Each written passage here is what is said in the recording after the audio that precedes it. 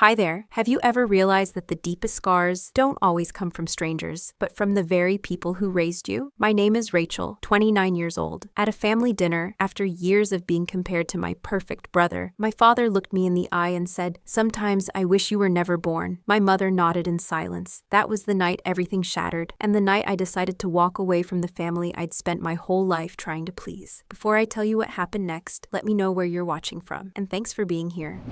I was born into what most people would call a typical middle-class family in Texas. My father, Robert, now 64, spent his entire career working his way up from a regular employee to regional manager at Home Depot.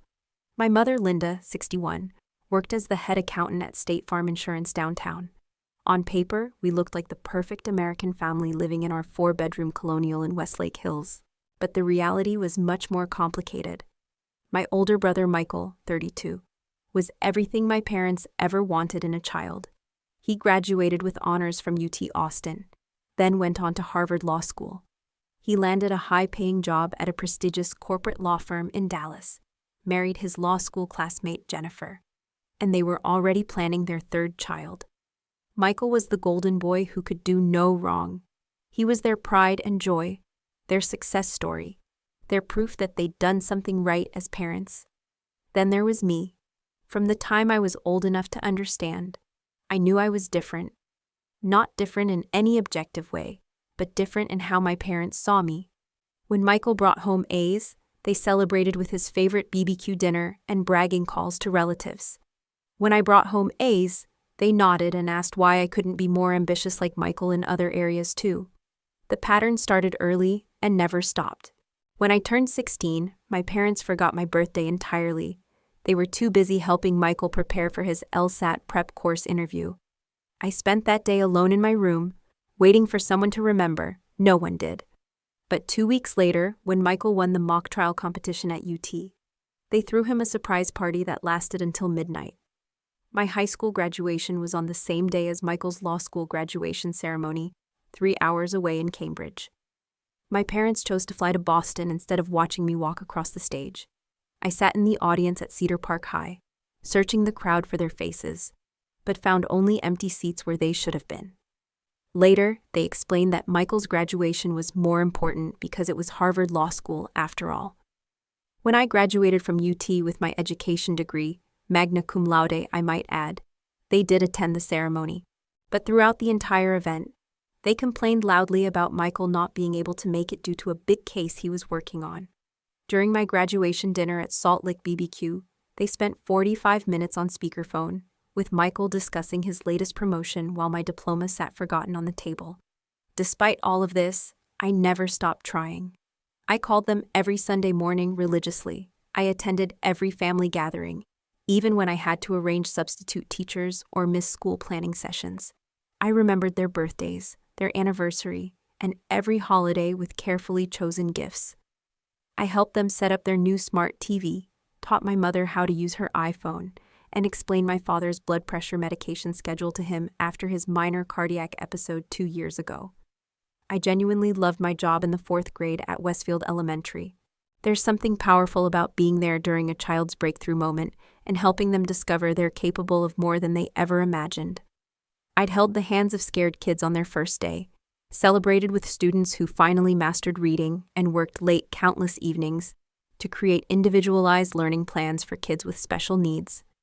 My colleagues respected me. My principal had recommended me for the Teacher of the Year award, and I'd recently been recognized by Austin ISD for developing an innovative program for children with autism and ADHD. But none of that seemed to matter when I walked through my parents' front door each week. In their eyes, I was still the disappointment, the child who chose a safe career instead of something ambitious like Michael. They saw my teaching degree as settling for less, even though I'd found genuine purpose in shaping young minds. To them, I was just a teacher, while Michael was building something important. That Friday evening in March started like every other family dinner.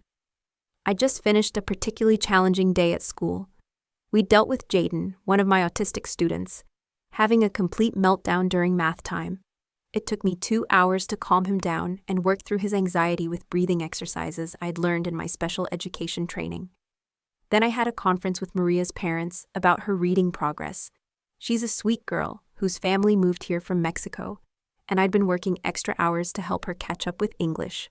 I was emotionally drained and physically exhausted, but I still stopped at Whole Foods on my way to my parents' house. I picked up a bottle of their favorite wine, some fresh tulips for the dining room table, and an apple pie from the bakery section.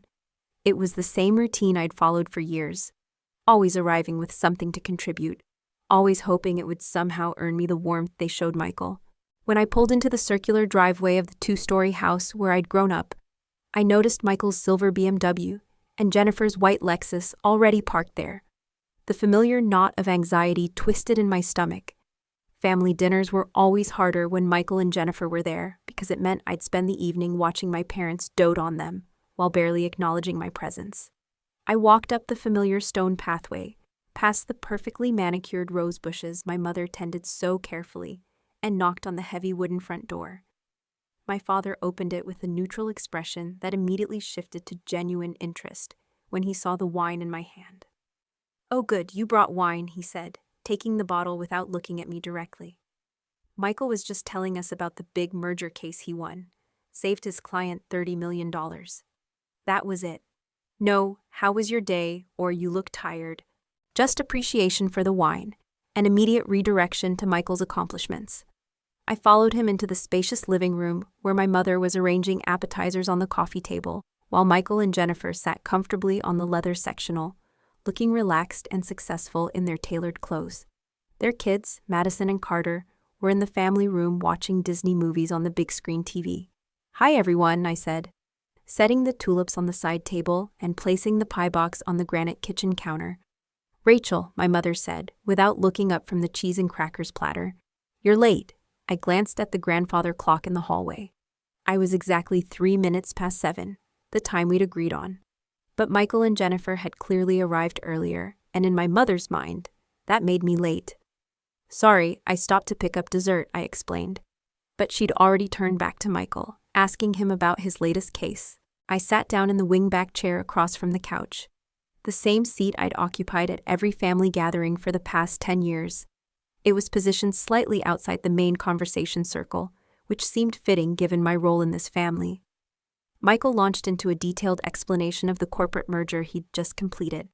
His law firm represented a tech company being acquired by a Fortune 500 corporation, and he spoke with the confidence of someone who knew his audience was hanging on every word.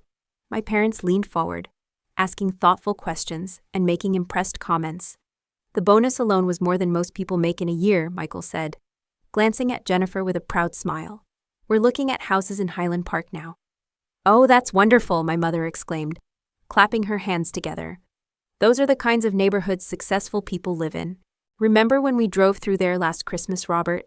I said those were the houses that lawyers and doctors owned. My father nodded enthusiastically. "You've really made something of yourself, son. We're so proud of you." The conversation continued in this vein for 20 minutes.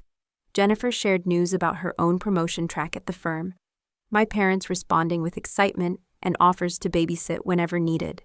They discussed vacation plans to Tuscany, home renovation ideas, and Michael's potential for making partner even earlier than expected. I tried several times to join the conversation. When they mentioned the tech merger, I brought up the new computer program our school had just implemented to help kids with learning disabilities. No one responded. When they discussed Jennifer's work-life balance concerns, I offered to share some resources about child development and family stress that I'd learned about through my work with struggling families. My mother waved me off, saying Jennifer had everything under control. Finally, as we moved to the dining room for dinner, I decided to share something significant that had happened at work the previous week. I'd been working with Tommy, a 7-year-old with severe ADHD who'd been struggling in traditional classroom settings. After months of specialized attention and behavior modification techniques, he'd finally had a breakthrough week, completing assignments, raising his hand to answer questions, and even helping other students with their math problems. His mother had sent me the most beautiful thank you card, calling me a miracle worker and saying I'd changed her son's life. "That must have been so rewarding," Jennifer said politely, but I could tell she was just being nice. "It really was," I agreed, feeling a spark of genuine enthusiasm. It's moments like those that remind me why I love teaching. When you can literally change a child's entire future trajectory by believing in them and giving them the right support, it makes all the difficult days worth it. "That's nice, dear," my mother said in the same tone she might use to acknowledge a child's finger painting. "Michael, tell us more about this partnership track your firm mentioned." And just like that, my moment was over. The conversation flowed back to Michael's opportunities, Michael's success, Michael's bright future. I sat there eating my mother's famous brisket, feeling invisible in my own family. As dinner progressed, the familiar dynamics became even more pronounced.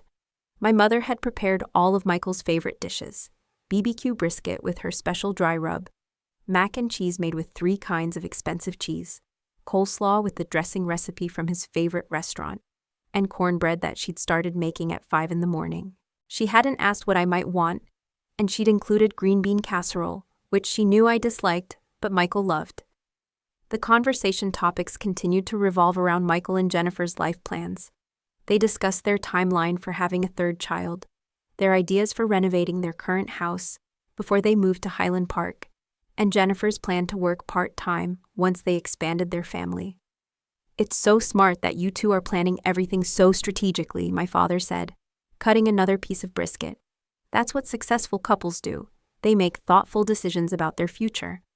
Unlike some people who just drift through life without any real direction," my mother added. And although she didn't look at me, the implication was crystal clear. I felt my jaw tighten. "I have direction," I said quietly. "I'm actually being considered for the special education coordinator position, which would mean overseeing programs for the entire district." "That's nice," my father said dismissively. "But it's not really a career path with significant upward mobility, is it? I mean, you'll still just be working in a school." The phrase, "just be working in a school," hit me like a physical blow. I'd spent 4 years in college, earned multiple certifications in special education, and worked in one of the most demanding yet rewarding fields in public service. I'd literally changed children's lives, helped families navigate impossible situations, and continued my education with specialized training. But to my father, I was just working in a school. "Education is a respected profession," I said, trying to keep my voice steady. "Teachers are essential to society. We're shaping the next generation." "Of course, dear," my mother said in that patronizing tone. "It's a fine job for people who want something stable and predictable. But Michael is building something bigger. He's going to be managing entire legal teams, making decisions that affect major corporations." Jennifer, who had been quiet during this exchange, suddenly spoke up. "Actually, Rachel, maybe you should think about going back to school. You could get your master's in educational administration or even switch fields entirely. You're smart enough to do anything you want." Her words were meant to be encouraging, but they stung because they implied that what I was doing now wasn't enough. Everyone at this table believed that my current life and career were somehow insufficient, that I needed to become something else to have real value. "I love being a classroom teacher," I said firmly. "I like working directly with kids, not sitting in administrative meetings all day. Not everyone needs to climb some corporate ladder to make a meaningful difference." "But don't you want more for yourself?" Michael asked. And for the first time, he seemed genuinely concerned rather than dismissive. "I mean, you're capable of so much more than dealing with behavior problems and grading spelling tests." His characterization of my job was so reductive and insulting that I felt my face flush with anger. "That's not what teaching is," I said, my voice rising slightly. "I develop individualized education plans for children with special needs. I collaborate with therapists and psychologists to create comprehensive support systems. I identify learning disabilities that might otherwise go undiagnosed. I work with families in crisis to ensure their children have stability and support. I make split-second decisions about child safety and emotional welfare that can impact a kid for the rest of their life." Okay, my father said, holding up his hands. "Let's not get emotional about this. We're just saying that maybe you should aim higher, like Michael has." "He's always been ambitious," my mother added. "Even in high school, he had plans. Remember how he mapped out his entire college and law school strategy junior year?" They were often running again, reminiscing about Michael's early signs of success. His natural leadership qualities, his ability to excel at everything he touched. I sat there listening to them rewrite history, making Michael sound like he'd been destined for greatness from birth. What they conveniently forgot was that I'd had plans too. I'd known I wanted to be a teacher since I was 12 years old, after spending time volunteering at a summer camp for kids with developmental delays. I'd seen how the right support and encouragement could transform a child who'd been written off by everyone else. I decided then that I wanted to be that person for kids who needed someone to believe in them. I'd volunteered in special education classrooms throughout high school, maintained a 4.0 GPA, and worked part-time jobs to save money for college. I'd been accepted to multiple education programs and chosen UT specifically for their excellent special education track. I'd graduated magna cum laude, passed my teaching certification exams on the first try, and been hired immediately at one of Austin's most challenging schools. But none of that counted as having plans in my parents' eyes.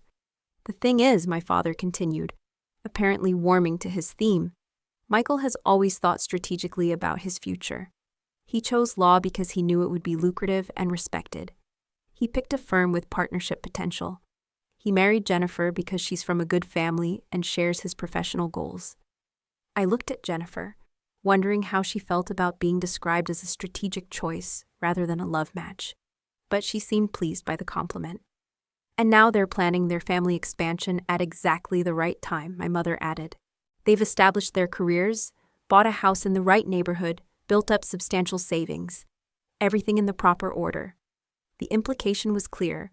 Unlike me, who at 29 was still single, renting an apartment and working in a job they considered beneath my potential. Never mind that I was financially independent, happy with my career choice, and had deliberately focused on building my professional skills and finding the right person rather than just settling for anyone. Some people, my mother continued, just don't seem to have that kind of foresight. The breaking point came when the conversation shifted to future family responsibilities. Jennifer had just finished describing their house hunting process when Michael made an offhand comment that changed everything. You know, we should probably start thinking about long-term plans for you two as well, Michael said, gesturing toward our parents. I mean, you're both in your 60s now. At some point, you might need help with things. My mother smiled fondly at him. Oh, Michael, always thinking ahead. That's why we're so grateful to have you. Well, someone has to be responsible, my father said, shooting a meaningful glance in my direction. I felt something cold settle in my stomach. What do you mean by that? Just that Michael has his life together, my mother explained. He has a stable career, a solid marriage, financial security. If something happened to us, we know we could count on him to make good decisions. Whereas some people, my father added, are still figuring out their lives at almost 30 years old. The unfairness of this assessment hit me like a slap. I was the one who lived closest to them. I was the one with experience working with special needs individuals, skills that would translate directly to elder care.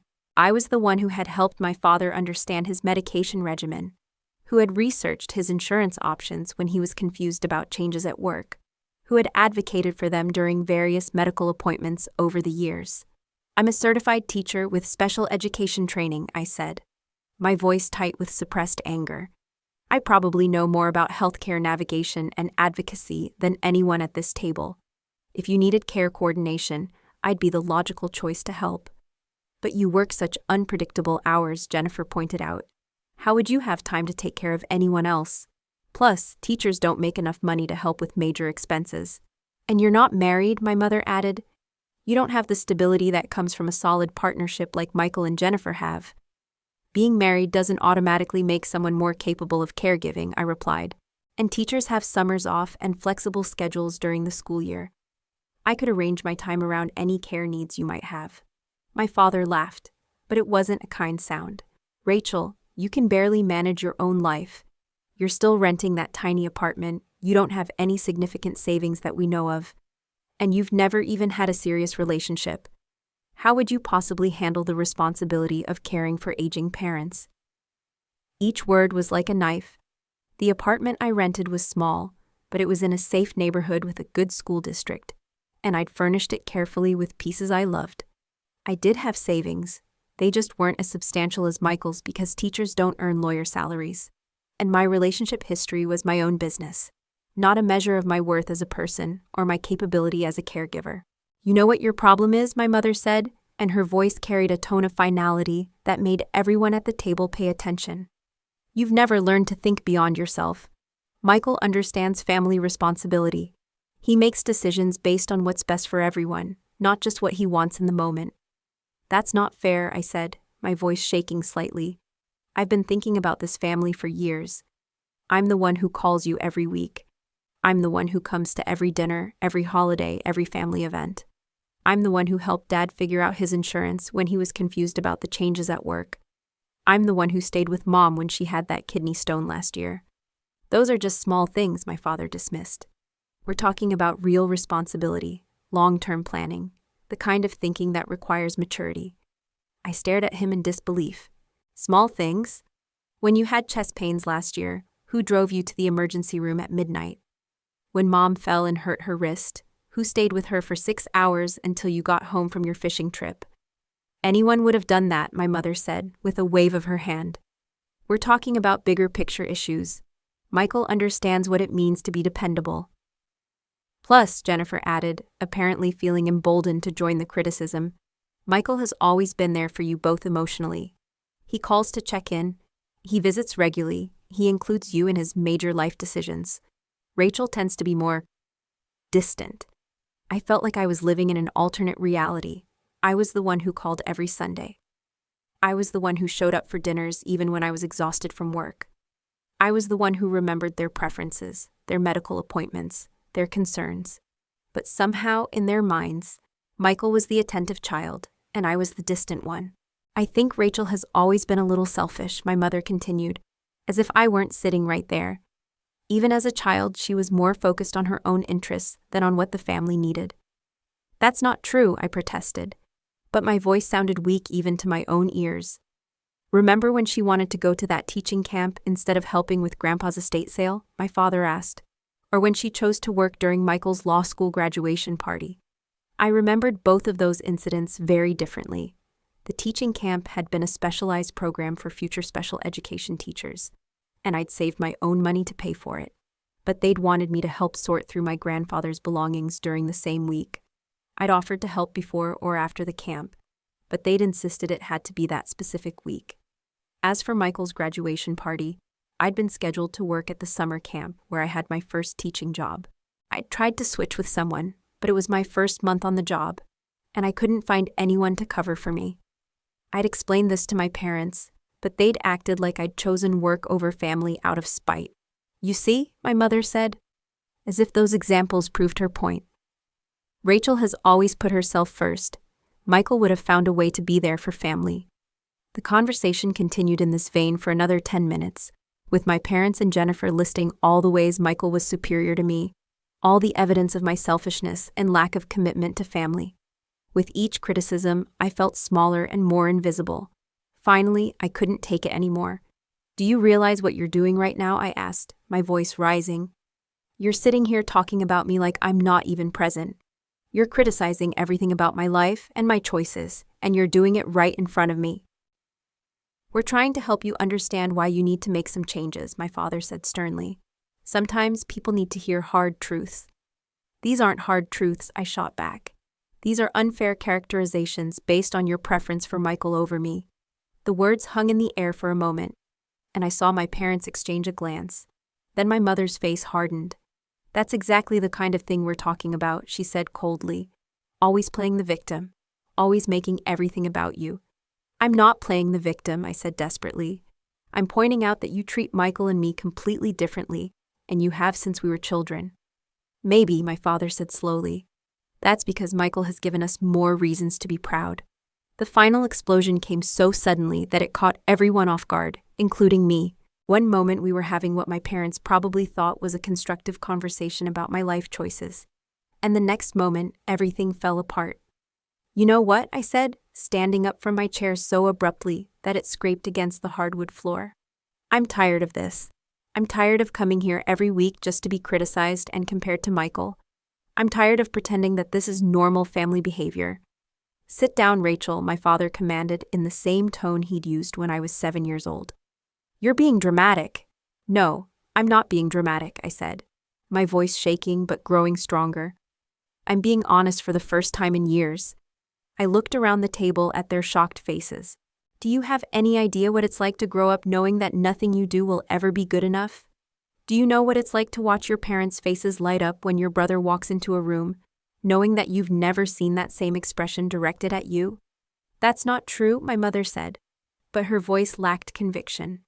It is true, and you know it, I continued. When I graduated college magna cum laude, you spent my celebration dinner talking to Michael on the phone about his law school applications.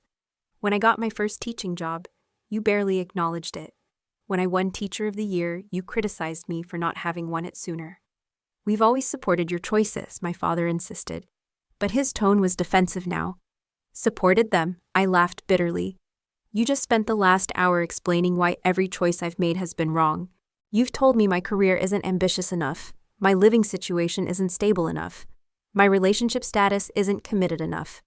What exactly have you supported? Jennifer shifted uncomfortably in her seat, clearly wishing she could disappear. Michael looked like he wanted to say something, but couldn't find the words. Rachel, you're overreacting, my mother said. But I could hear uncertainty creeping into her voice. Am I really? Because right now you're dismissing my feelings just like you've dismissed everything else about me for the past 29 years. I started pacing behind my chair, the words pouring out of me like water through a broken dam. Do you want to know what I do at work? I save children's futures, literally. Last month, I identified a learning disability in a second grader that 3 other teachers had missed. Because of my intervention, that child will get the support he needs instead of struggling in silence for years. My voice cracked slightly, but I continued. I've helped kids with autism learn to communicate. I've worked with families going through divorce to make sure their children feel secure at school. I've stayed late countless nights creating specialized lesson plans. I've used my own money to buy supplies for kids whose families can't afford them. We know you work hard, my mother said quietly. But you don't think it matters, I replied. You think I'm just a teacher who should aim higher. You think my job is glorified babysitting. You have no idea what I actually do, and you've never bothered to learn. My father cleared his throat. Rachel, we appreciate that you help people, but it's not as impressive as Michael's job, I interrupted. Nothing I do is as impressive as what Michael does. I could literally save a child's life, and you'd probably ask why I didn't also solve the education crisis while I was at it. That's enough, my father said sharply. You're being disrespectful. Disrespectful? I'm being honest. There's a difference. The room fell silent except for the sound of my heavy breathing. Everyone was staring at me like I'd grown a second head. In their minds, I was having an irrational outburst. In my mind, I was finally telling the truth after years of swallowing my hurt and disappointment. You know what the saddest part is? I continued, my voice quieter now but no less intense. I kept coming back here hoping that someday you'd see me, really see me. Not as the child who wasn't Michael, but as Rachel. As someone with value in her own right. My mother's eyes were filling with tears, but whether they were tears of guilt or frustration, I couldn't tell. I thought if I just tried hard enough, if I was successful enough in my own way, if I was helpful enough and present enough and loving enough, eventually you'd realize that I was worth loving too. We do love you, my mother whispered. No, you don't, I said firmly. You love the idea of having a daughter, but you don't love me. You love Michael. You're proud of Michael. You enjoy Michael's company. I'm just the obligation you fulfill every week when I show up for dinner. The truth of those words hit everyone at the table like a physical force. Jennifer looked stricken. Michael looked guilty. My parents looked shocked, as if they'd never considered that their behavior might be perceived that way. That's when my father made the mistake that changed everything. You know what, Rachel, he said, his voice rising with anger. Maybe we would be prouder of you if you gave us more to be proud of. Maybe if you stopped feeling sorry for yourself and actually accomplished something meaningful, we'd have a different relationship. Frank, my mother warned, but he was just getting started. I'm tired of walking on eggshells around your feelings, he continued. Michael doesn't need constant validation because he's secure in his achievements. He doesn't blame us for his problems because he takes responsibility for his own life. Each word was like a hammer blow, but I stood there and took it, feeling something hard and cold crystallizing in my chest. You want to know the truth? My father continued. apparently interpreting my silence as submission. Sometimes I wish you were never born. The words hit the air like a physical slap. My mother gasped. Jennifer's hand flew to her mouth. Michael said, "Dad, no." But my father wasn't finished. Life would be so much simpler without all your drama and your constant need for attention. My mother, instead of contradicting him, nodded slowly. Maybe that's harsh, but sometimes, yes. Sometimes I wish things were different. The silence that followed was absolute. No one moved, no one breathed. The grandfather clock in the hallway ticked loudly, marking the seconds as 29 years of hope died inside me. And then something remarkable happened. Instead of collapsing, instead of crying, instead of begging them to take it back, I felt a strange sense of peace wash over me. The pretense was finally over. The truth was finally out. They'd said what they really felt, and now I was free to respond accordingly.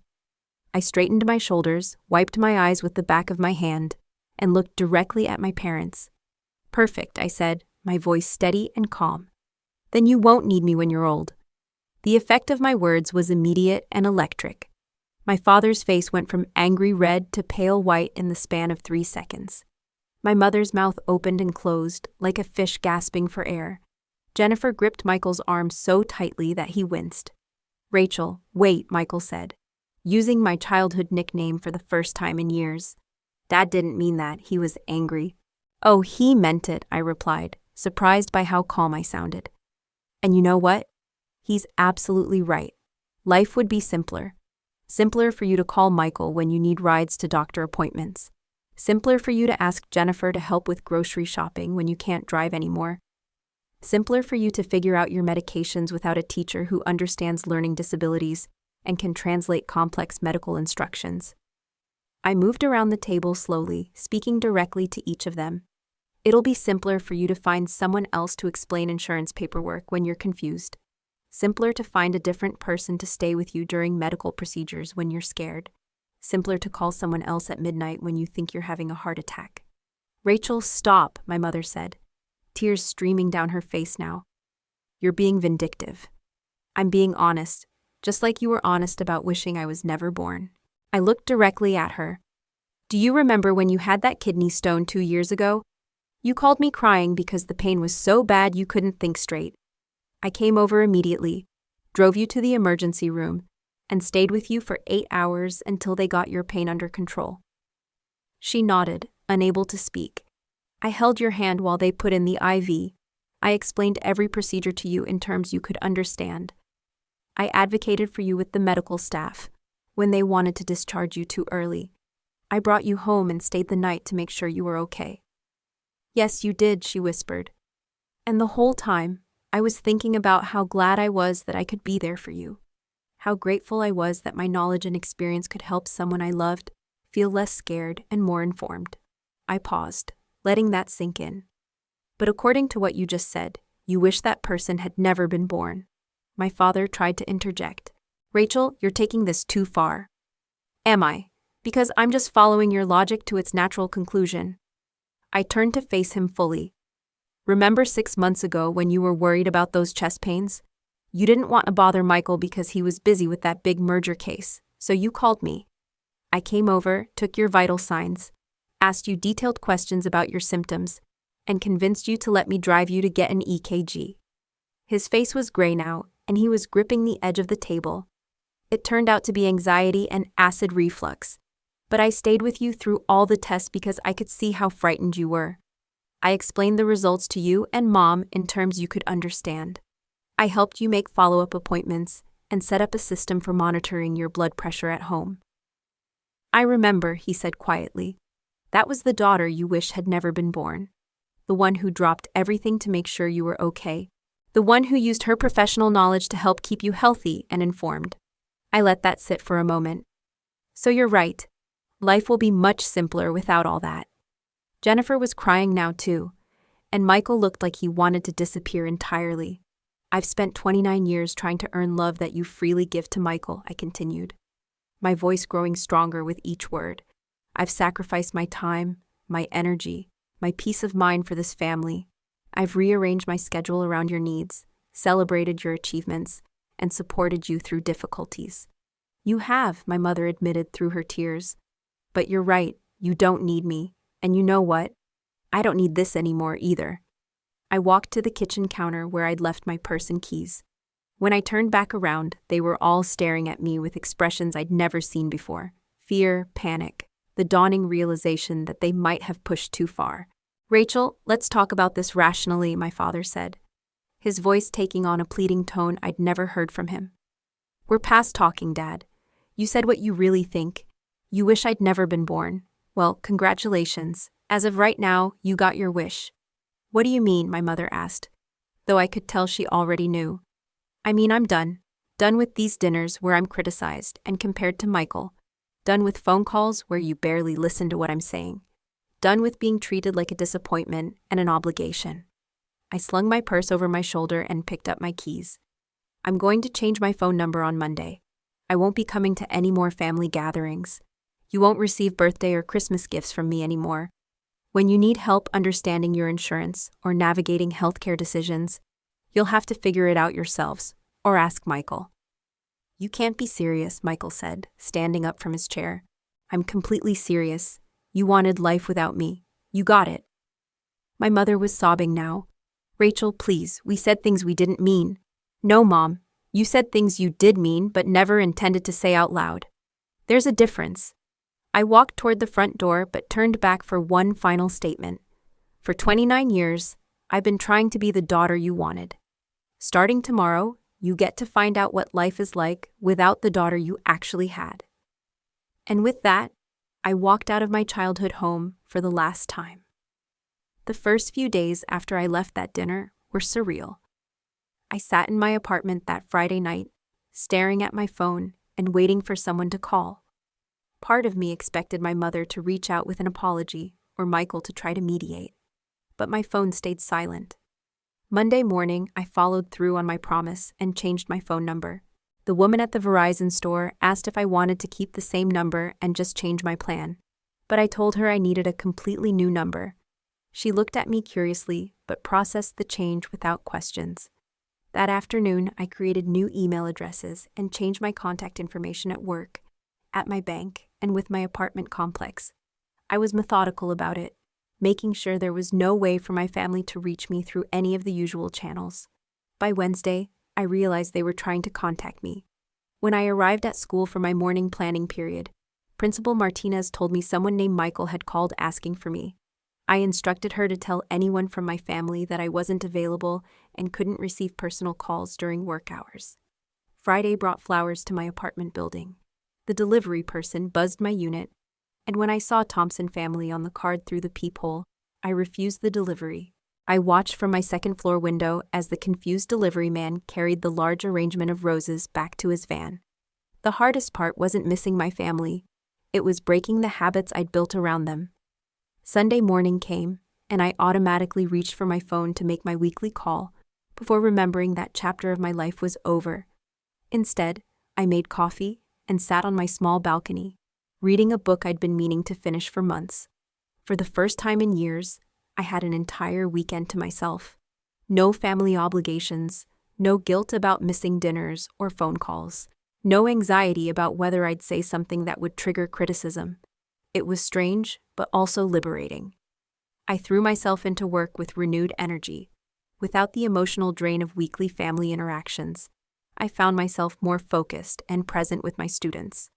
I signed up for additional training sessions in autism spectrum disorders and started mentoring 2 new teachers. Principal Martinez noticed the change and commented on my improved attitude and increased engagement. 3 weeks after the dinner, Michael showed up at the school. I was walking to my car in the faculty parking lot when I saw him leaning against his BMW next to my Honda Civic. My heart rate spiked, but I forced myself to walk calmly toward him. "We need to talk," he said when I got close enough to hear him. "No, we don't," I replied, unlocking my car door. "Rach, please. Mom and Dad are a mess. They didn't mean what they said." I turned to face him fully. "Michael, they said they wished I'd never been born." What part of that was unclear? They were angry. People say stupid things when they're angry. Do they? Because I've been angry plenty of times, and I've never told anyone I wish they'd never existed. I opened my car door. That's not something you say accidentally. They regret it, he insisted. Mom has been crying every day. Dad barely speaks to anyone. That's unfortunate for them, I said, getting into my car. But it's not my problem anymore. He put his hand on my car door to prevent me from closing it. You're my sister. You can't just disappear from our lives. Watch me. I gently but firmly moved his hand and closed the door. Through the window, I could see him standing there looking lost and confused as I drove away. I felt a pang of sadness for the relationship we might have had if our parents hadn't always positioned us as competitors instead of siblings. A month later, my landlord told me someone had been asking about me. A woman matching my mother's description had come to the building twice, asking which unit I lived in and whether I was okay. He'd refused to give out that information, but it made me realize I needed to take additional steps to protect my privacy. I started parking in different sections of the school lot and varying my schedule when possible. I asked my closest work friends not to share any information about me with people who might claim to be family members. It felt paranoid, but I knew my parents well enough to know they wouldn't give up easily. The hardest moment came 6 weeks after our final dinner. I was grocery shopping at the H-E-B on South Lamar when I saw my mother in the produce section. She looked terrible, thin and tired with dark circles under her eyes. For a moment, my resolve wavered. This was the woman who had raised me, who had taught me to drive and helped me with homework. But then I remembered her nodding along when my father said they wished I'd never been born. I remembered years of criticism and comparison, of feeling invisible and undervalued in my own family. I turned my cart around and left the store without buying anything. 3 months in, I realized I was genuinely happier. The constant low-level anxiety I'd carried for years was gone. I wasn't dreading Sunday phone calls or Friday dinners. I wasn't second-guessing myself constantly or trying to anticipate criticism. For the first time in my adult life, I was living for myself instead of trying to earn approval that was never going to come. I started dating again, something I'd put on the back burner while dealing with family stress. I joined a hiking group and a book club. I took pottery classes at a local studio and discovered I had a talent for it. I was building a life based on my own interests and values, not on what might finally make my parents proud. The turning point came 4 months after I'd walked out of their house. My friend Lisa, who worked in the main office, mentioned that a man named Robert Thompson had been brought to Dell Children's Hospital with chest pains. She knew it was a common name and might not be related to me, but thought I should know. My first instinct was to rush to the hospital and check on him. My teaching background had given me experience navigating medical systems, and I found myself mentally reviewing cardiac protocols and thinking about what questions I'd want to ask his doctors. But then I remembered he wasn't my responsibility anymore. He'd made it clear that my knowledge and caring weren't wanted or needed. I thanked Lisa for the information and went about my day. Later, I learned through school gossip that he'd been discharged after 2 days with a diagnosis of anxiety-related chest pain. The irony wasn't lost on me that the stress of our family situation had literally given him heart problems. 9 months after walking out of that family dinner, I was a different person. Not dramatically different, but settled in a way I'd never been before. I'd moved to a new apartment in South Austin, closer to downtown and walking distance from several restaurants and coffee shops I loved. I'd adopted a rescue dog named Buster, who seemed to understand that we were both starting over. My job had become even more fulfilling. Without the constant emotional drain of family stress, I'd been promoted to the special education coordinator position I'd mentioned that night. My colleagues respected my skills and judgment, and I'd been asked to present at a state conference about inclusive classroom practices. I'd also started seriously dating someone I really liked. David Martinez was a music teacher at the middle school who'd asked me out for coffee after we'd worked together on a program for students transitioning from elementary to middle school. He was kind, intelligent, and treated me as an equal partner in our conversations about education. When David talked about my work, it was with respect and admiration, not dismissal or suggestions for improvement. The relationship was still relatively new, but it was teaching me what it felt like to be valued for who I was rather than criticized for who I wasn't. David listened when I talked about my students, asked thoughtful questions about my teaching methods, and celebrated my professional achievements. It was a revelation to realize that this was how healthy relationships were supposed to function. I'd also built a chosen family of friends who genuinely cared about me. Lisa from work had become a close friend, and we had dinner together twice a week. Sarah from my hiking group had invited me to spend Thanksgiving with her family when she learned I'd be alone. Marcus from my book club and I had started a tradition of trying new Austin restaurants together once a month. These relationships were based on mutual respect and genuine affection, not obligation or shared DNA. When I accomplished something at work, they celebrated with me. When I was having a difficult day, they offered support without judgment. When I shared my thoughts and feelings, they listened without trying to fix me or change me. The contrast with my biological family was stark. For the first time in my life, I understood what it meant to be truly accepted. I'd heard updates about my family through the school grapevine. My father had been treated for anxiety and had started seeing a therapist. My mother had apparently been asking mutual acquaintances if they'd seen me, always describing herself as worried about my well-being.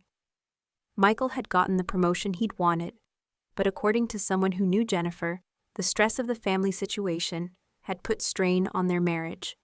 Part of me felt sad about their struggles, but I reminded myself that these were consequences of their own choices. They had created this situation with their words and actions. They were dealing with the results of treating one child as valuable and the other as disposable. The real test of my resolve came when I received an unexpected visitor at work. It was a Tuesday evening in late November when the security guard at the main entrance called to tell me someone was asking for me. When I went to the front desk, I found Jennifer standing there, looking nervous and uncomfortable. "Rachel, I know you don't want to see any of us," she began, "but I'm here about something important." I considered walking away, but something in her expression made me pause. "What is it?" "Your mom is in the hospital, St. David's, not here. She had a stroke yesterday." The words hit me like a physical blow. Despite everything that had happened, despite the months of separation and anger, my mother was still my mother.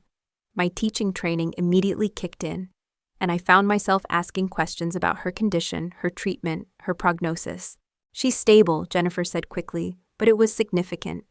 "She's having trouble with speech and movement on her left side. Your dad is with her, but he's not handling it well. He keeps asking the nurses questions they can't answer, and he's getting frustrated because he doesn't understand the medical terminology." I could picture it perfectly. My father scared and confused, trying to navigate a healthcare system he didn't understand, struggling to advocate for his wife without the medical knowledge to ask the right questions or interpret the answers he received. "Michael's trying to help," Jennifer continued, "but he doesn't know anything about medical stuff either. We keep thinking about how you would know what questions to ask, what the doctors really mean when they use technical terms." It was a masterful appeal, and Jennifer was smart enough to frame it in terms of my expertise, rather than my family obligation. She was acknowledging that I possessed knowledge and skills they needed, rather than simply demanding that I show up because I was related to them. "I'm sorry this happened," I said carefully. "But I'm not part of your family anymore, remember?" Jennifer's eyes filled with tears. "Rachel, I know what they said was awful. I know they hurt you in ways that can't be easily forgiven, but this is different. This is about whether your mom gets the best possible care and support during her recovery." She was right, and she knew it. This wasn't about family loyalty or forgiveness or reconciliation. This was about my professional knowledge and personal integrity. Could I stand by and let my mother receive substandard care because I was angry at my parents? "What exactly are you asking me to do?" I said finally. "Could you just talk to her doctors? Not as her daughter, but as an education professional who understands medical systems. Help us understand what we're dealing with and what questions we should be asking." It was a reasonable request, framed in a way that respected my boundaries while acknowledging my expertise. Jennifer had clearly thought this through carefully. I stood there for a long moment, weighing my options. I could maintain my boundaries and refuse to get involved. I could compromise those boundaries and risk being drawn back into family drama. Or I could find a middle path that honored both my professional ethics and my personal limits. "I'll make one phone call," I said finally, "to her attending physician. I'll ask for a clinical summary of her condition and treatment plan. Then I'll explain it to you and your family in terms you can understand. That's it. One phone call, one explanation, and then I'm done." Jennifer nodded eagerly. "That would help so much. Thank you." But I want to be clear about something, I continued. This doesn't change anything between me and my parents. I'm doing this because it's the right thing to do medically, not because I'm ready to reconcile or forgive.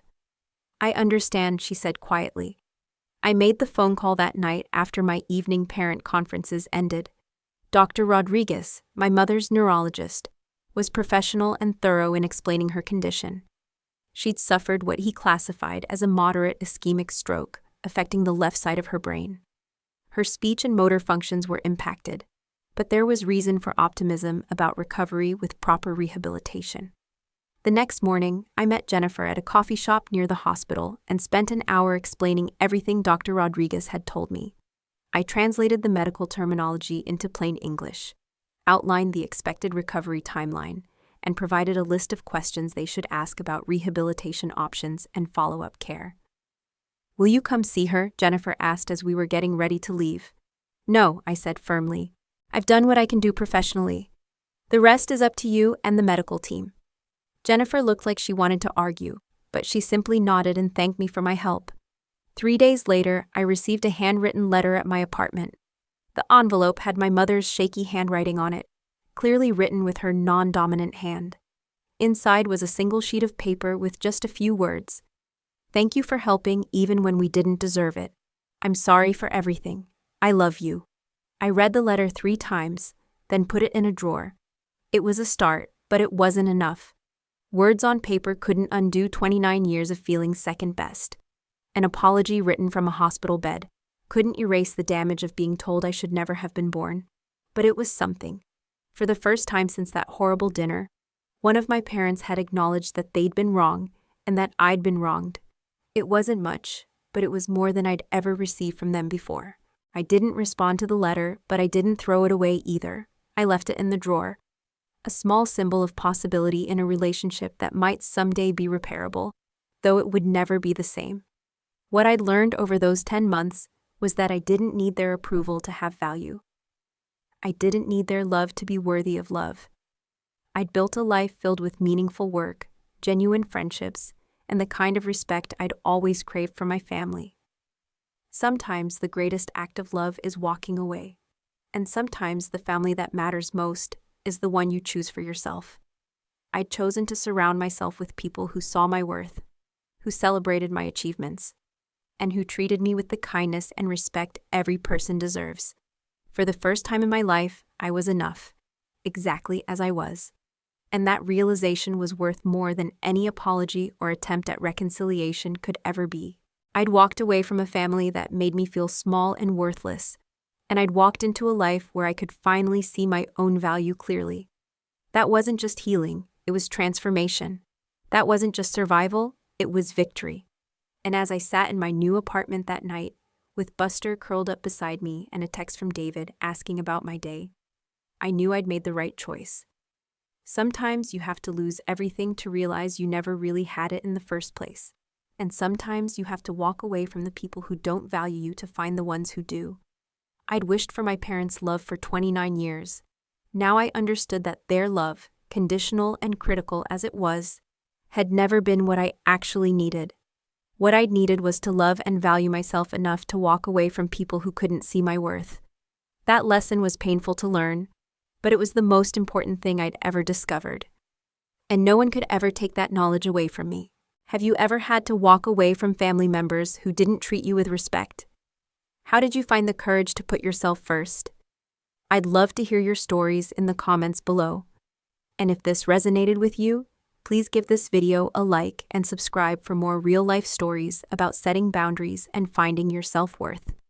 Share this with someone who might need to hear that they deserve better than conditional love. Thank you for listening to my story, and remember that you are valuable exactly as you are. I hope that wherever you are in your own journey, you find the strength to surround yourself with people who celebrate you instead of constantly trying to change you. You deserve nothing less than genuine love and respect. Take care of yourselves, and I'll see you in the next video.